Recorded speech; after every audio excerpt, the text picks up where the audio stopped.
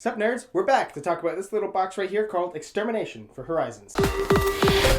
So like I said in the previous video, Horizons is kind of more of a 3x game, and this adds the 4th X, the Extermination. So this pack has, I'll go ahead and say that, yeah, I definitely think this pack makes the game a lot better, and it's one of those things I'm probably not going to play without it, mainly because there are 3 little modules in here, so I could separate them out and kind of mix and match, but also I kind of don't know why I would ever do that either. I would definitely play with just all of these mixed in there. The first one that it adds, probably the simplest, are new stars. So they have different abilities. Some have restrictions, like you can't build certain planets around them. Some are just, you only can build, this one you can only build 4 planets around them. And they actually give you 6 new stars, and you only have, the game only goes up to 5 players, so you won't ever use all of them. And you actually take these and you shuffle them, it says you shuffle them in the bag with the original stars, and you draw them out. So you don't even know, how many you're going to be playing with.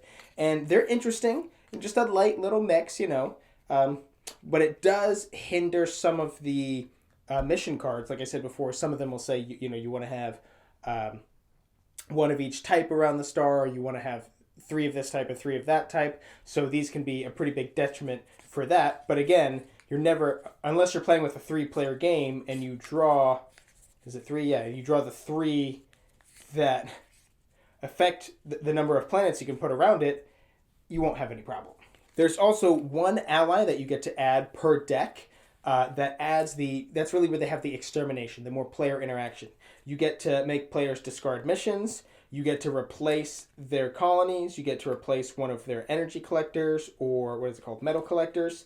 This one you can just straight up destroy a colony, or this one you can have somebody flip a planet, so you can change the type of planet. This is where they add that extermination, the player interaction, that you're messing with each other. Oh, you just built that? Well, boom, I just destroyed it. It's gone. Now, it's good that they do have some costs to them. I have to pay resources, or I have to sacrifice points in order to do that, because otherwise these cards would feel more take that than an actual attack, and they do, like in 4X games like Heroes of Land, Air, and Sea or Scythe. In case you can't tell, those are my 2 favorite 4X games. You kind of know it's coming because you're moving towards each other on the map. You see their potential path, stuff like that. And here, at least you know that a player has it, right? Because they always have their allies face up, so that definitely helps. It's not just a big surprise. Somebody pulls a card out of their hand, boom. But also, I do kind of wish that there was a little bit more. Just 1 per deck.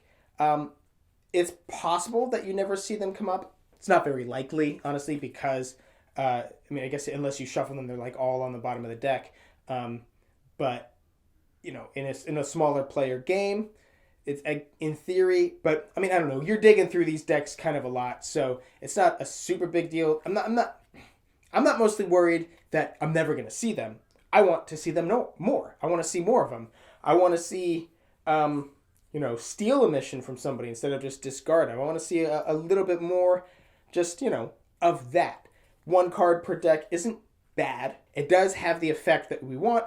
I just like my games to be a little bit meaner. But the third thing, and probably my favorite thing that it adds, is it adds different starter allies. You have starter allies where everybody has the same starter. I don't know if I talked about this in my review for Horizons, but everybody has the same starter ally that, will trigger when they take the adapt action. And it kind of lets them, first of all, get a quick idea. Okay, so this is how allies work. When I go and take this action, oh, I see, and then I flip it over, and then it's gone.